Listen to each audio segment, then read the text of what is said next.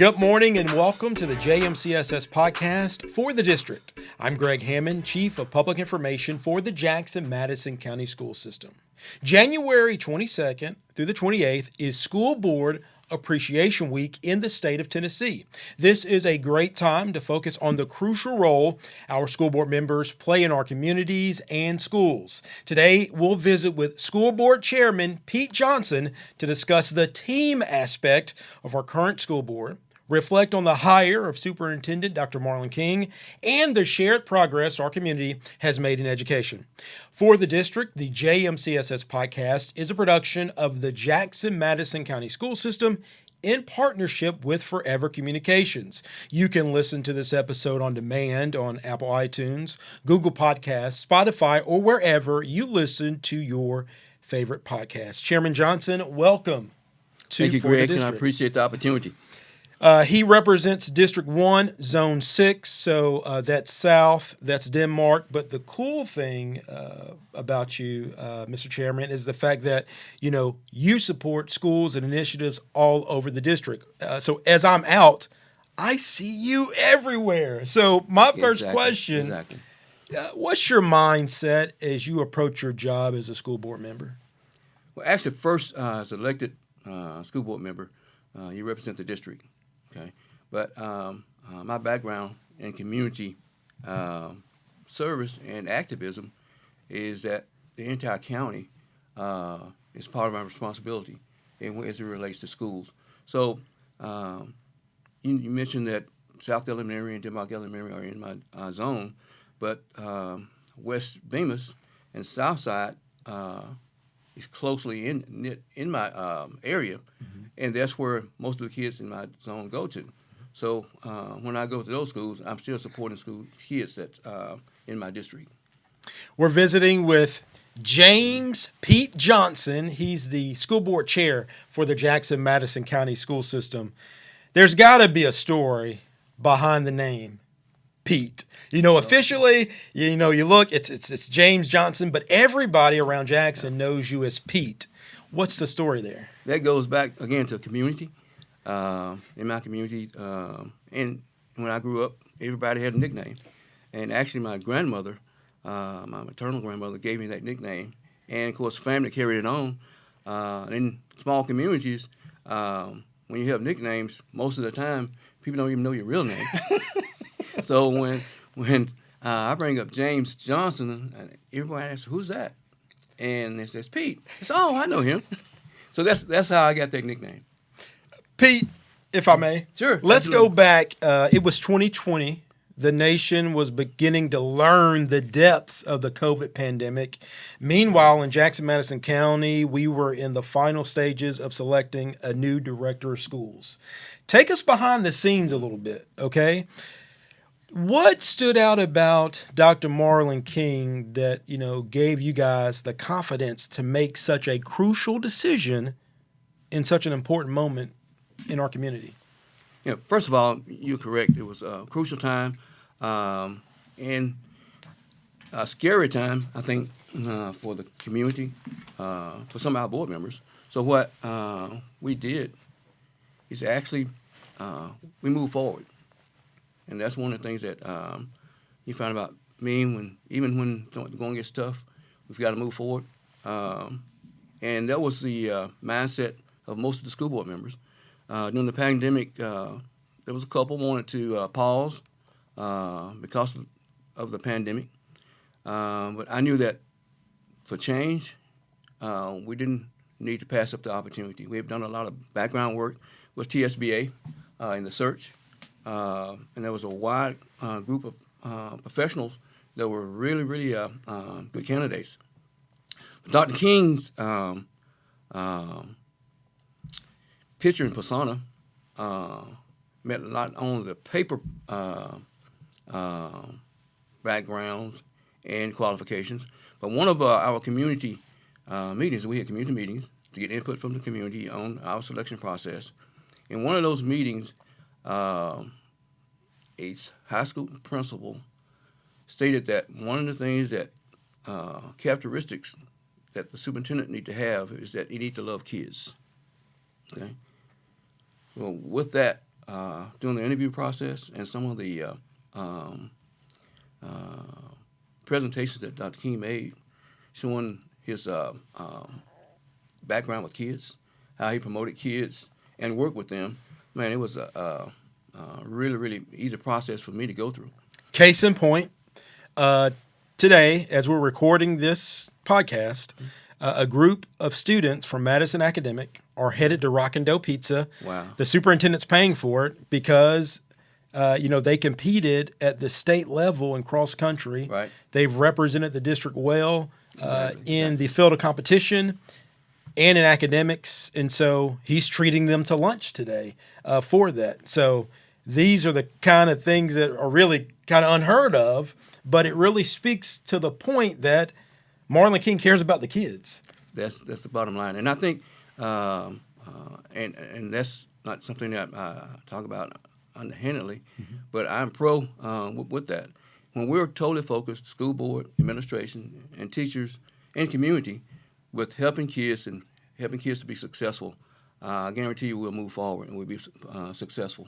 In case anybody's at home keeping score, he also treated Southside boys and other schools. I just remember the trip to Memphis to the bowling alley at Main Event, the bowling and pizza.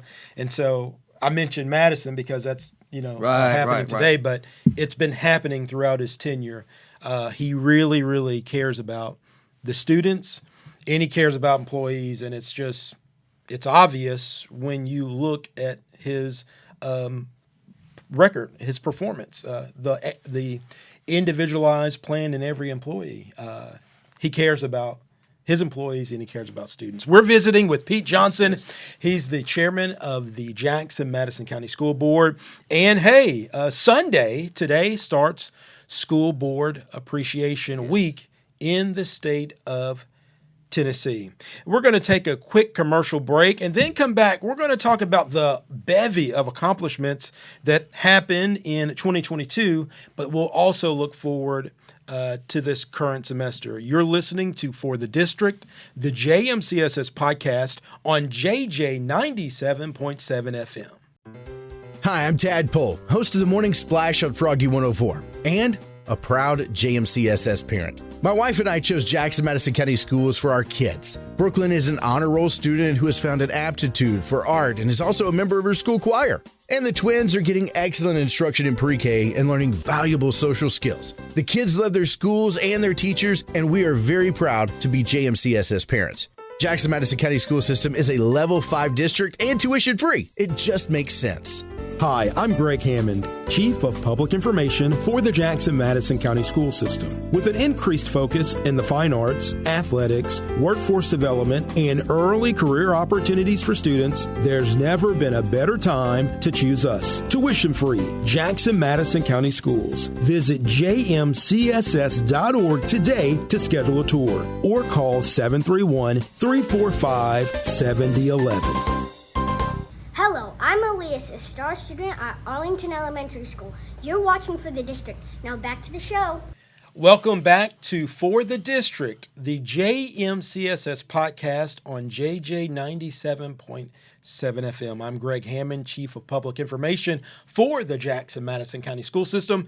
I'm joined by James Pete Johnson, and if you caught the first half of this segment, you know about where he got his nickname from.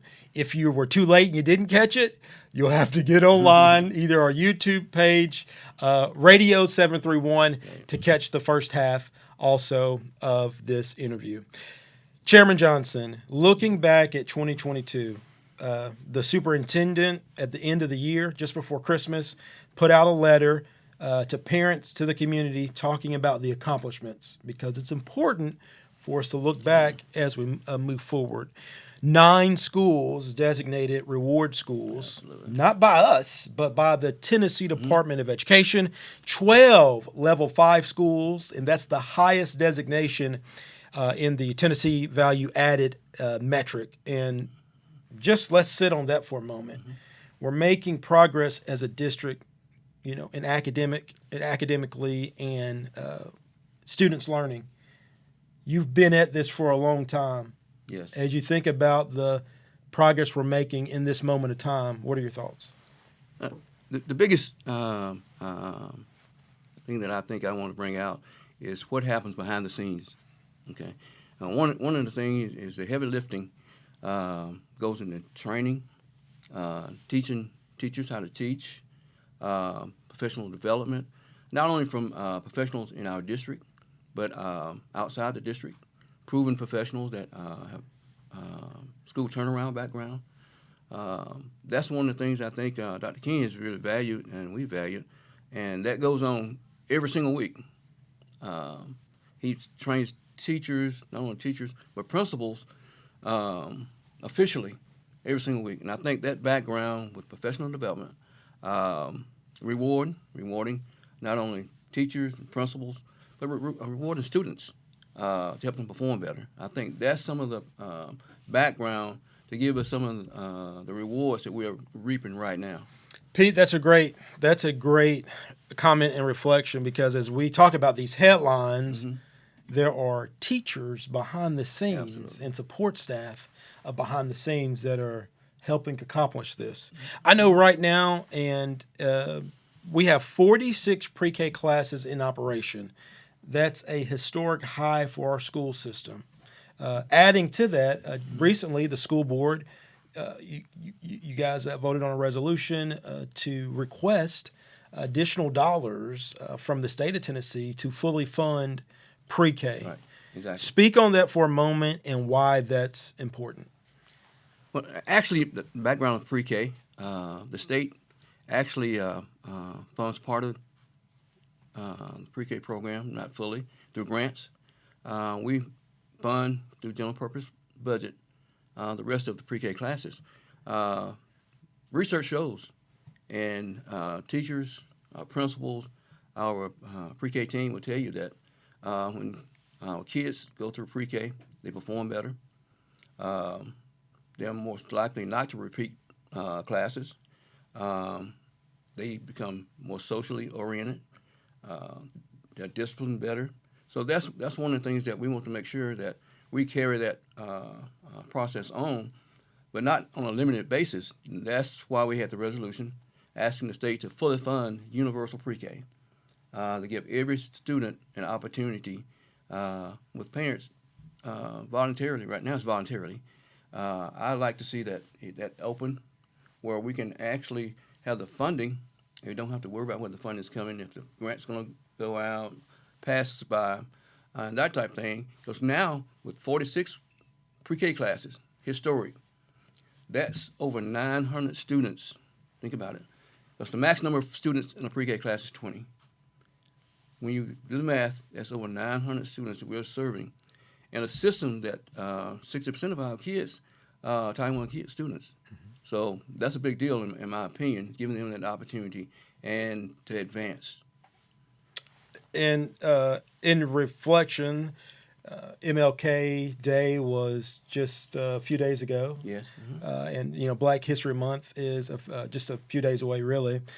Thinking about how education has always been that ladder out of poverty and that ladder into a better situation, not only for the individual, but for the families as well. So to hear you all advocate for pre-K, it says a lot about the vision not only the superintendent has, but the board members have as well. Let's talk about the board for a minute. Sure. You all are a real team, and I've seen it. And I played sports growing up. Our producer, Tad, who is a JMCSS parent, he played college sports. Right. You don't always get along with the folks on the team. You won't always agree on all the scheme, but everyone will know your team by the product you put on the field. Absolutely. And as a board, you all move forward together. Talk about the work you all have done behind the scenes to be a cohesive group, because we know, particularly with elected bodies in this day and age, I guess, arguments are what you see in the headlines, but it hasn't been that way with your group. So talk about how you all have been able to move forward as a team and as a school board successfully. Well, one of the things is you have to realize that every individual is unique. every one of our school board members bring a uniqueness to our board. I had the opportunity actually to know a few of those board members personally before they were on the board or before I was on the board. So one of the things that I knew going in, it's several of those board members were community minded. Okay, they were community school focused, and that was one of the ingredients I think that helped unite several of us, especially when we talk about Andre Donnell, Debbie Galls, and myself. We were really involved in the Vision 2020 movement when schools were closed. You remember about that that ordeal? That brought some of us together. And for clarification, brought you all together to bring a different side to the conversation? Different side, and also to unite us in community schools. Because actually, when you think about, we have the concept of community schools, but when you close community schools, you know, that affects a whole group of people that sometimes don't rebound from that. Okay. You mentioned those members. Janice Hampton is probably the longest serving board member, so I think in a lot of conconversations she provides some historical context. Absolutely. And Janice Hampton. Janice Hampton was actually on the school board during the time of the Vision 2020. I knew her during that particular time, and actually she was one of the advocates for community schools and keeping schools open. So that's how I got closer. I had a closer relationship with her, and to get actually opinion, and not only opinion but more substance on her school connection. I enjoy seeing your conversations with Sherry Franks.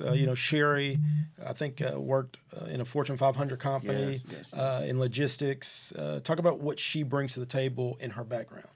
Sherry, the business background, she's on my budget committee, which actually she brings a lot to the table, business-wise, budget-wise.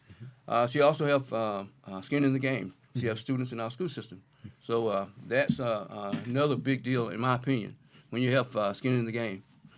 I'll mention Dr. Ken Newman in a moment because I know there's a personal connection there. Yes. But Jason Compton, coming in from the county commission, previously working in government. Talk about his role on the board. Jason's background, of course, he knows the funding concept because he's on the county commission.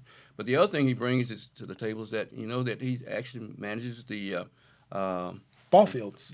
Ball field. Yeah, sportsplex. Sportsplex for the city.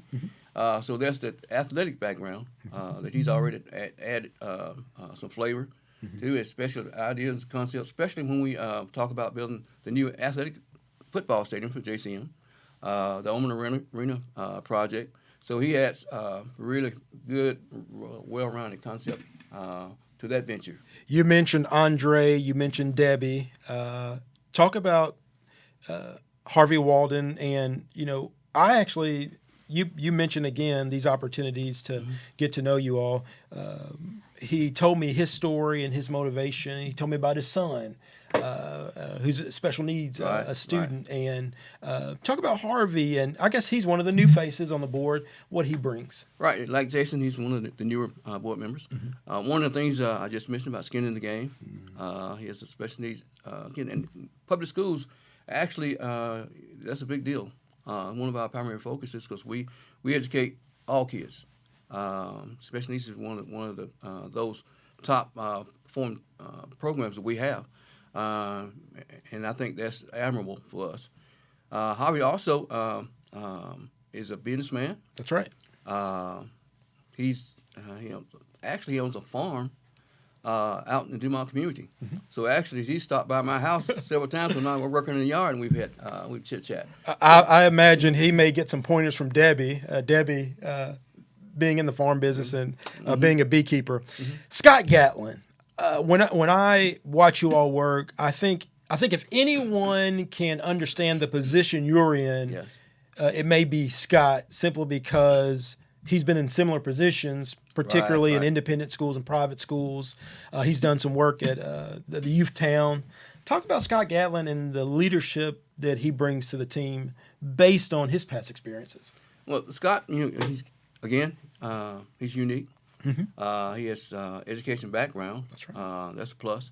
Also, he has an opportunity to know some of the background of students' behavior, and that's really unique because every student is different. Every student learns different. Scott also has security background, which is a plus for us, which is a big deal for schools across the state and the country. He's actually assisted Dr. Catlett with some of the training measures within the district. Exactly. We're visiting with James P. Johnson. He's the school board chairman for the Jackson-Madison County School System. And Sunday, we just entered School Board Appreciation Week in the state of Tennessee. I want to ask you about Dr. Ken Newman. I know he had an impact on your life when you were a youth, and now you guys work side by side on the school board. Talk about Ken Newman for a moment.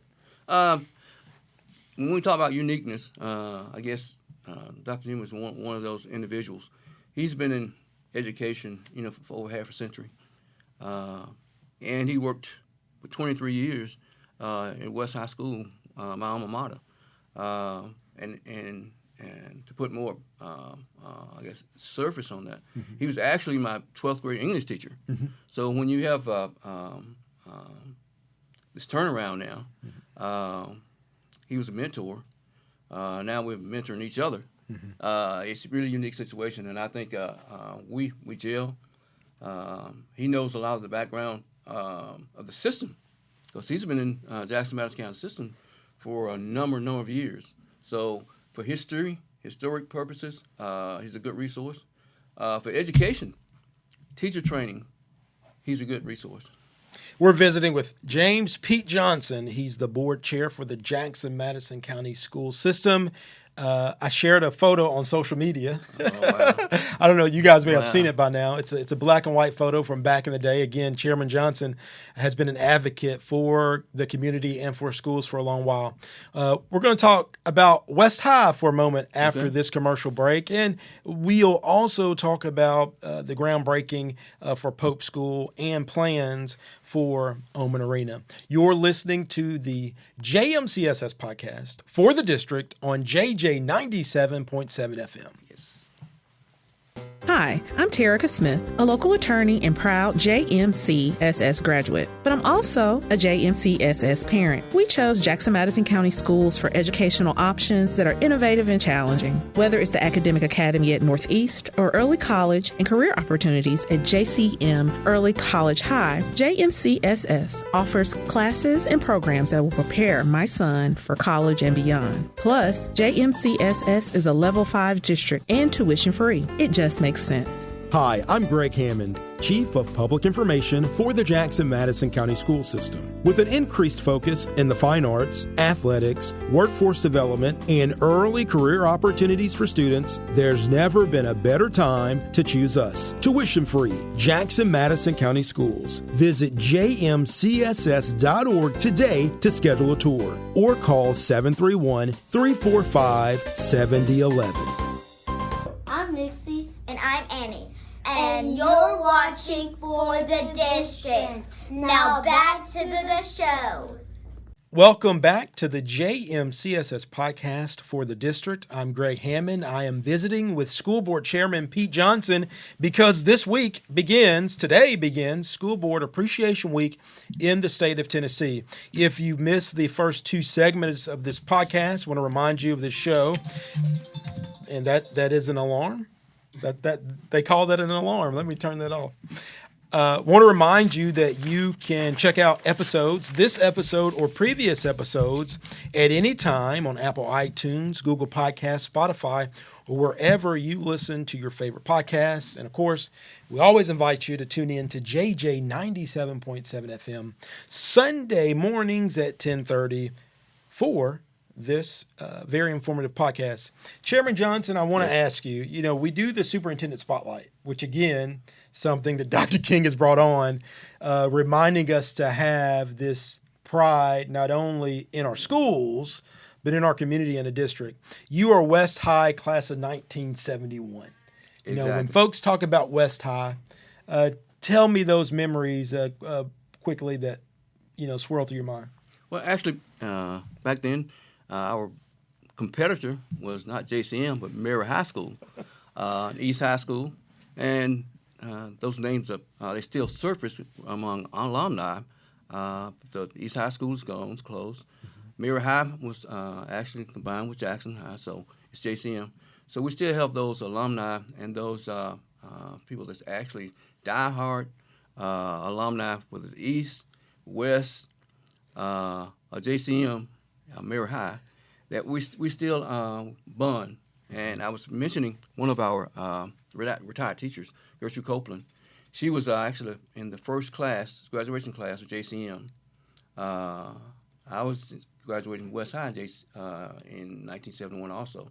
So we actually have a bond not only with our own class, but the class of JCM also, because we all knew each other in most cases and interacted. This may be encouragement for someone out there. And you were telling me, Pete, that it wasn't just during athletic events when these schools, had joint activities. Right. It was actually social events, events that Lane College had, events that the city and county had, annual events. We actually joined in socially, and that's how we still know each other very well today. When it comes to community involvement, you've been at it for a while, and doing some research, you were a part of an organization decades ago. I think you were barely 30 years old at the time. Right. The organization was Jonah, just organized neighborhoods. Headquarters. Right. Yeah, help me out with that, because I think that was your introduction really into community leadership. Absolutely. Actually, that was a local organization, and actually that organization taught us how to advocate. So now a lot of people you think about today don't know who the county commissioner is. A lot of people in the city don't realize that they have a city council person and a county commissioner. Today, and this is 2023. So one of the things that that organization taught us how to advocate, how to educate people in our community, how to contact leaders that elected officials. For instance, people in Nashville, people, local elected people, county commissioners, city council people, the mayor. And I had a close relationship then because of that with Addie Leach, our county mayor. I actually worked on projects before schools consolidation with this team. What advice would you have for a young person out there who sees there's some things that they like to see changed because you did it as a younger man? What advice would you have for folks who are interested in being a part of the change, but they don't know where to start, or improvements, I should say? Sure, there's just a lot of organizations. You can Google. There's a lot of officials, community-minded people, like Leadership Jackson, the Chamber, in education, across the board, that's been involved and know the contact people where you can get involved. And if you don't like those organizations, organize one. That's what we did back then. That's what. Wow! That's imagine what that. That's a novel. That's a novel idea. Exactly. Organize one. Well said. We're visiting with James Pete Johnson. He's school board chair for the Jackson-Madison County School System.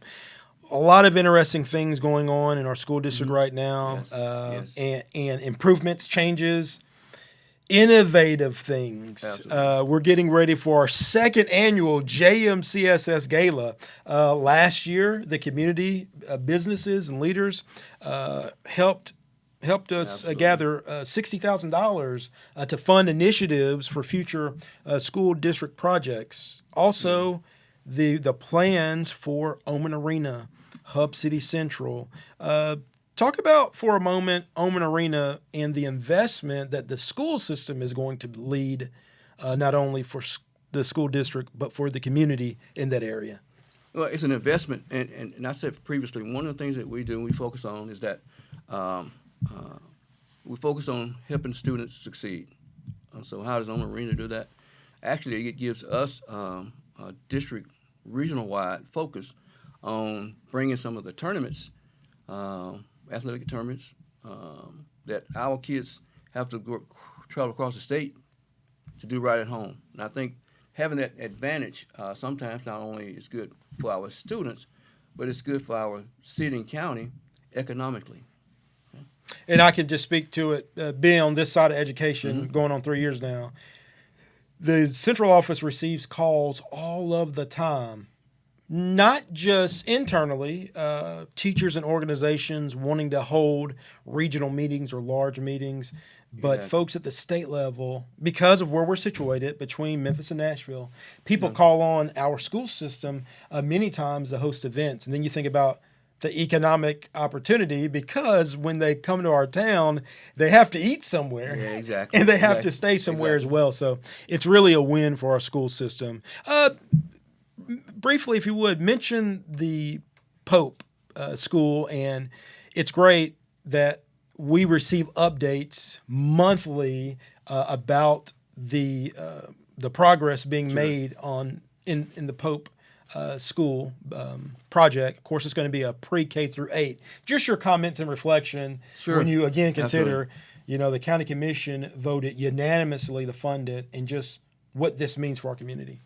That was that's a great project, and I tell individuals throughout the county, the Pope project is going to be a mini forward project for us. What happens in that project, it gives us, it fills a void. Okay, we've got a number of students, the growth for our counties in that area, and we actually originally started talking about this project over 30 years ago. So with Dr. King's leadership, the support of the county, and community leaders, and the school board, we voted unanimously to pull this project off. Actually, Pope currently is in an aging building. It's quite old. Yeah, it is building. aging. Well, they have constraints because of population. And one of the things that we originally started this project off is a K-8. One of the things that I realized and the school board realized is that pre-K is one of the pieces that was missing. So instead of K-8, now it's a pre-K through 8. So we actually get a chance to serve all the students and families, which is a big deal for that project. James Pete Johnson is the chairman of the Jackson-Madison County School Board. He's been our guest this morning on For the District, the JMCSS podcast. We encourage you to follow the progress our school system is making right now in this time in our community. And you can do that by subscribing to the Superintendent Chronicle, reading the communications we share out, but also attending school board meetings so that you can see the work that they do. They truly are a team. Mr. Chairman, thank you again for joining us. Thank you, Greg, for this opportunity. Hey, so we hope you enjoyed episode 17 of the JMCSS podcast for the district. I'm Greg Hammer reminding you, you can catch this podcast online at any time, Radio 731. You can go to jmcss.org/podcast. You can check it out on Apple, Google Podcasts, Spotify, or wherever you listen to your favorite podcasts. We hope you have an excellent Sunday and a great week.